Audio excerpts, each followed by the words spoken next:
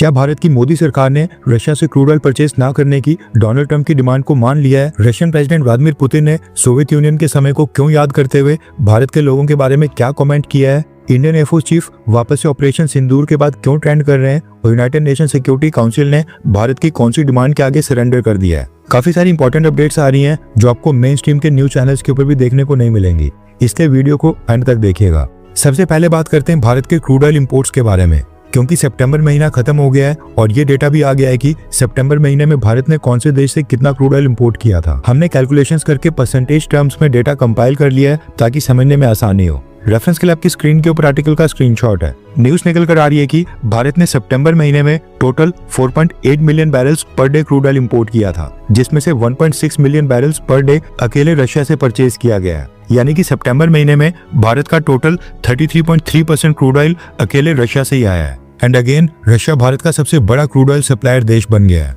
सितंबर से एक महीना पहले अगस्त महीने में भारत ने around 1.7 billion barrels per day Russian oil purchase किया था, यानी कि मंथ ऑन मंथ सितंबर महीने में 4 से 5% की गिरावट आई है। सितंबर महीने में भारत का दूसरा सबसे बड़ा क्रूड ऑयल सप्लायर देश था इराक, जिनसे हमने 18.75% क्रूड ऑयल परचेज किया है। वहीं पर अगर हम तीसरे सबसे बड़े सप्लायर की बात करें, जो पहले सऊदी अरब हुआ करता था, वो इस बार यूनाइटेड अरब एमिरेट्स यानी कि यूएई बन गया है। बिल्कुल ठीक सुना आपने, भारत ने इस बार सऊदी अरब से कम और यूएई से ज्यादा क्रूड ऑयल परचेज किया है।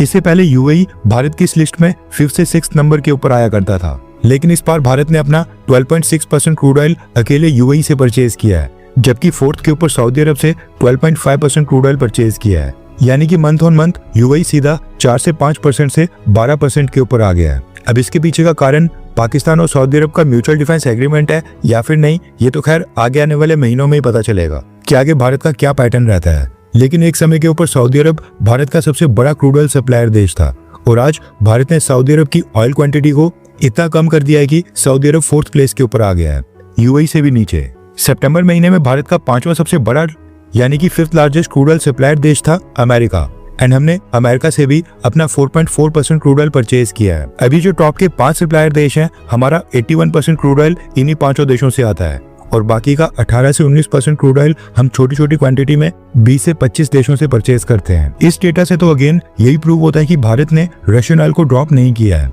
1.7 मिलियन बैरल्स पर डे से 1.6 मिलियन बैरल्स पर डे ये मामूली सी गिरावट है। सबसे पहले तो हम इसको इग्नोर भी कर सकते हैं और दूसरा मेजर रीजन ये था कि शिपिंग कंपनीज के ऊपर सैंक्शंस के कारण रशिया से भारत तक के फ्लाइट चार्जेस पहले के मुकाबले में काफी बढ़ गए हैं, जिसकी वजह से प्रॉफिट मार्जिन कम हो रहा है। सितंबर मंथ का डेटा इसलिए भी इंपॉर्टेंट हो जाता है क्योंकि सितंबर महीने में न सिर्फ डोनाल्ड ट्रंप ने कॉल करके प्रधानमंत्री मोदी को जन्मदिन की बधाई दी थी, बल्कि अमेरिका के ट्रेड रिप्रेजेंटेटिव्स भारत आए थे। हमारे विदेश मंत्री जयशंकर सर और trade and commerce minister Piyush Goyal sir भी अमेरिका गए थे और दोनों देशों के बीच मीटिंग्स वापस से रीस्टार्ट हो गई हैं। इसलिए अमेरिकन थिंक टैंक्स को ऐसा लग रहा था कि मे बी भारत ने रशिया से क्रूड ऑयल परचेज करना कम कर दिया हो, लेकिन जो डेटा सामने आ रहा है उसके मुताबिक भारत अभी भी रशियन ऑयल परचेज कर रहा है। इसी क्रूड ऑयल वाले मुद्दे के ऊपर रशियन प्रेसिडेंट व्लादिमीर पुतिन ने भी एक स्टेटमेंट दी है। रेफरेंस के लिए आपकी स्क्रीन के ऊपर आर्टिकल का स्क्रीनशॉट है। व्लादिमीर पुतिन ने कहा है कि भारत का रशिया से क्रूड ऑयल परचेज करने का फैसला ये प्योरली एक इकोनॉमिक कैलकुलेशन के ऊपर बेस्ड है और यहाँ पर कोई भी पॉलिटिक्स इन्वॉल्व नहीं है। अगर भारत रशिया से क्रूड ऑयल परचेज करना बंद कर देता है तो एस्टिमेट्स के मुताबिक भारत को सालाना 9 से 10 बिलियन डॉलर्स का नुकसान होगा। लेकिन अगर भारत रशिया से क्रूड ऑयल परचेज करना जारी रखता है तो भारत के ऊपर सैंक्शंस लगाए जाएंगे और उनकी वजह से भी भारत को 9 से 10 बिलियन डॉलर्स का नुकसान होगा। इसके आगे व्लादिमीर पुतिन कहते हैं कि लॉस दोनों साइड से भारत के लिए बराबर है, लेकिन डोमेस्टिक पॉलिटिक्स की भी कीमत होती है। भारत के लोग अपनी पॉलिटिकल लीडरशिप के हर एक फैसले के ऊपर नजर रखते हैं और भारत के लोग किसी भी कीमत के ऊपर भारत की ह्यूमिलिएशन यानी कि भारत का अपमान और भारत का निरादर ये बिल्कुल भी सहन नहीं करेंगे। मैं पर्सनली नरेंद्र मोदी को भी जानता हूँ, वो दबाव में बिल्कुल नहीं आएंगे। अमेरिका के टैरिफ्स के कारण जो भी लॉस होगा वो रशिया से डिस्काउंटेड प्राइस के ऊपर क्रूड ऑयल परचेज करके भारत बैलेंस कर लेगा और ऐसा करने से भारत को एक सॉवरन नेशन होने की प्रेस्टीज और सम्मान और प्रतिष्ठा भी मिलेगी। ये कहना है व्लादिमीर पुतिन का। पुतिन के अकॉर्डिंग भारत अपने सम्मान को ऊपर रखेगा और अमेरिका के सैंक्शंस के आगे बिल्कुल नहीं झुकेगा, क्योंकि नुकसान दोनों जगह ही बराबर है। लेकिन यहाँ पर सॉवरनिटी का भी मामला है और भारत के लोग काफी स्वाभिमानी हैं। इसके साथ ही व्लादिमीर पुतिन ने यह भी कहा कि भारत और सोवियत यूनियन के रिश्ते आजादी के समय से हैं, जब भारत के लोग आजादी की लड़ाई लड़ रहे थे और भारत के लोग आज भी उस चीज को याद रखते हैं और उसका सम्मान करते हैं। भारत सोवियत यूनियन वाले रिश्तों को कभी नहीं भूला है।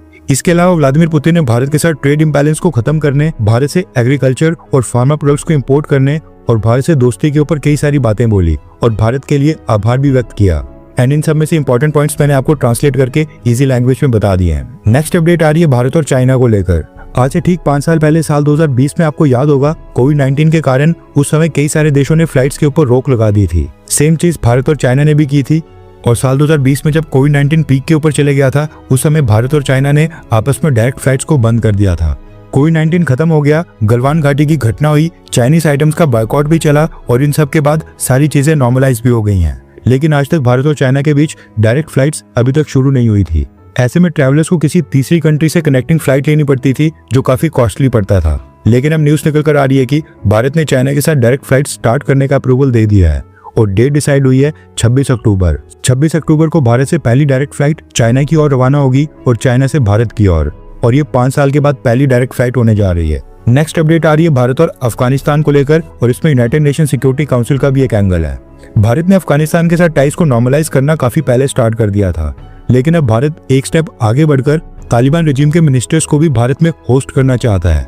दरअसल भारत ने तालिबान रेजिम में विदेश मंत्री आमिर खान मुत्ताकी को भारत में इनवाइट किया था, लेकिन आमिर खान मुत्ताकी के ऊपर यूनाइटेड नेशन सिक्योरिटी काउंसिल के सैंक्शंस के कारण इसको जब भी अफगानिस्तान से बाहर ट्रैवल करना होता है तो पहले यूनाइटेड नेशन सिक्योरिटी काउंसिल की परमिशन लेनी होती है। लेकिन यूनाइटेड नेशन सिक्योरिटी काउंसिल इस तरह की ट्रैवल रिक्वेस्ट के ऊपर काफी स्ट्रिक्टनेस दिखाता है और मोस्ट ऑफ द टाइम्स इसको रिजेक्ट कर देता है।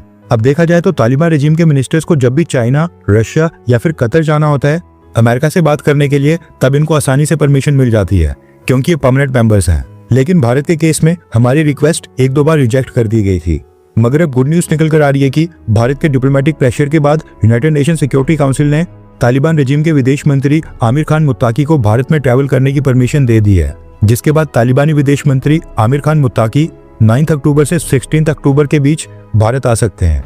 ये पहली बार है जब तालिबान का कोई मिनिस्टर भारत की विजिट के ऊपर आ रहा है और भारत की विजिट के दौरान कई सारी इंपॉर्टेंट एग्रीमेंट भी साइन होने की संभावना है। हमारे विदेश मंत्री जयशंकर सर के साथ तो खैर मीटिंग होगी, लेकिन क्या प्रधानमंत्री मोदी के साथ मुलाकात होती है या फिर नहीं, वो भी देखना इंटरेस्टिंग होगा। इस विजिट के ऊपर भी हमारी नजर है क्योंकि रिसेंटली डोनाल्ड ट्रंप ने कहा था कि अमेरिका अफगानिस्तान के बागराम एयरबेस को वापस से टेक ओवर करना चाहता है। इसलिए अफगानिस्तान में भारत की इन्वेस्टमेंट और पाकिस्तान को घेरने के पर्सपेक्टिव से तालिबान रेजिम के साथ कोऑर्डिनेट और नजदीकियां बढ़ाना भारत के लिए और भी इंपॉर्टेंट हो जाता है। आपको क्या लगता है कि तालिबानी मिनिस्टर को इनवाइट करना क्या ये भारत सरकार का सही फैसला है? हाँ या फिर ना? नीचे कमेंट करके अपनी राय जरूर बताएं। नेक्स्ट अपडेट आ रही है Indian air force chief AP Singh sir को लेकर। दरअसल एपी सिंह सर ने आज एक एनुअल प्रेस कॉन्फ्रेंस की है जिसमें एयरफोर्स चीफ ने अगेन ऑपरेशन सिंदूर के बारे में बात करते हुए इंडियन एयरफोर्स की अचीवमेंट बताई है, जिसमें कहा गया कि ऑपरेशन सिंदूर में भारत ने 4 से 5 F-16 फाइटर जेट्स को डिस्ट्रॉय किया है जो ग्राउंडेड थे, एक C-130 ट्रांसपोर्ट एयरक्राफ्ट, इसके साथ ही एक airborne early warning platform aircraft, उसके बाद एक सरफेस टू एयर मिसाइल की साइड को भी हिट किया गया जो ग्राउंडेड थे। इसके साथ ही एरियल टारगेट्स की बात करें तो एनिमी के 5 फाइटर जेट्स और एक एयरबॉर्न अर्ली वार्निंग और सिग्नल्स इंटेलिजेंस प्लेटफॉर्म को भी डिस्ट्रॉय किया गया जो 300 किलोमीटर की दूरी के ऊपर था। ये बताया हमारे इंडियन एयरफोर्स चीफ सर ने, जो कि एनुअल प्रेस कॉन्फ्रेंस कर रहे थे। नेक्स्ट अपडेट आ रही है भारत के पड़ोस में स्थित बांग्लादेश से। दरअसल जैसे जैसे बांग्लादेश में इलेक्शंस नजदीक आ रहे हैं, प्रोफेसर मोहम्मद यूनुस के जाने का समय पास आ रहा है, वैसे वैसे बांग्लादेश की इंटरिम गवर्नमेंट के हेड प्रोफेसर मोहम्मद यूनुस भारत के ऊपर हमले तेज कर रहे हैं। मोहम्मद यूनुस ने पहले तो यूनाइटेड नेशंस में जाकर भारत को टारगेट किया एंड अब अगेन प्रोफेसर मोहम्मद यूनुस ने बांग्लादेश की हिंदू माइनॉरिटीज के ऊपर हो रहे हमलों को पूरी तरह से नकारते हुए कहा कि इसके पीछे भी भारत है। प्रोफेसर मोहम्मद यूनुस ने कहा है कि फेक न्यूज और झूठी खबरों को फैलाना भारत की स्पेशलिटी बन गया है और भारत की ऐसी खबरों को फैलाता है, एग्जैचुरेट करता है। बांग्लादेश में नॉर्मल विवाद झगड़े होते रहते हैं जिनको हिंदू मुस्लिम का नाम दे दिया जाता है, ये कहना है प्रोफेसर मोहम्मद यूनुस का। अब इसके बाद भारत के विदेश मंत्रालय ने भी आज इसका जवाब दे दिया है। भारत के विदेश मंत्रालय के स्पोक्सपर्सन रणधीर जायसवाल सर ने बांग्लादेश को लेकर कहा है कि बांग्लादेश की इंटरिम गवर्नमेंट अपने देश में लॉ एंड ऑर्डर सिचुएशन को कंट्रोल बिल्कुल नहीं कर पा रही है। भारत के ऊपर बेसलेस आरोपों को हम बिल्कुल रिजेक्ट करते हैं। Interim government law and order maintain करने में खुद ही फेल हो रही है और ब्लेम कहीं और डाला जा रहा है। एक्सट्रीमिस्ट ग्रुप जो बांग्लादेश में माइनॉरिटीज के खिलाफ वायलेंस कर रहे हैं, उनके ऊपर तुरंत एक्शन लिया जाए। कट्टरपंथी लोकल्स के ऊपर एक्शन लिया जाए जो चित्तागोंग हिल ट्रैक्ट्स में हिंदू माइनॉरिटी कम्युनिटीज के खिलाफ वायलेंस, आगजनी और उनकी जमीनों को हड़प रहे हैं। अपने घर के अंदर झांककर गंभीरता से सोचो और सीरियस इन्वेस्टिगेशन करो, ये कहना है भारत का बांग्लादेश को। हर 24 घंटे के अंदर जियोपॉलिटिक्स में बड़े फेरबदलाव और उलटफेर हो रहे हैं और भारत के लिए नए चैलेंजेस आ रहे हैं। कोई देश अपने फैसले से पलट रहा है तो कोई देश ब्लैकमेलिंग के ऊपर उतर आया है। सभी देश एक दूसरे को नीचे लगाने की कोशिश कर रहे हैं। इन सब के बीच हमारा भारत किसी भी देश से पीछे न रह जाए, इसके लिए मोदी सरकार लगातार कोशिशें कर रही है। एंड भारत की foreign policy, defence news, economy और ग्लोबल अफेयर्स का सही एनालिसिस हमारे चैनल इंडियन अफेयर्स का मिशन है, और ये मिशन आपके सपोर्ट के बिना अधूरा है। इंडियन अफेयर्स हिंदी के ऊपर हम सभी फैक्ट्स और डेटा बिल्कुल सरल भाषा में एनालाइज करते हैं, बिना किसी एजेंडा के। अगर आप चाहते हैं कि इंडियन अफेयर्स का सही और ऑथेंटिक एनालिसिस आप तक लगातार पहुंचे, तो इस वीडियो को लाइक करें और हमारे चैनल इंडियन अफेयर्स को सब्सक्राइब करके बेल नोटिफिकेशन ऑन करना मत भूलिए। आपका एक लाइक हमारे चैनल को ग्रो करने में काफी मदद करेगा, और एक सब्सक्राइब ये सुनिश्चित करेगा कि आप किसी भी इंपॉर्टेंट अपडेट को मिस ना करें। अगर आपने हमारे चैनल को पहले से सब्सक्राइब किया है तो दिल से धन्यवाद। जय हिंद, वंदे मातरम।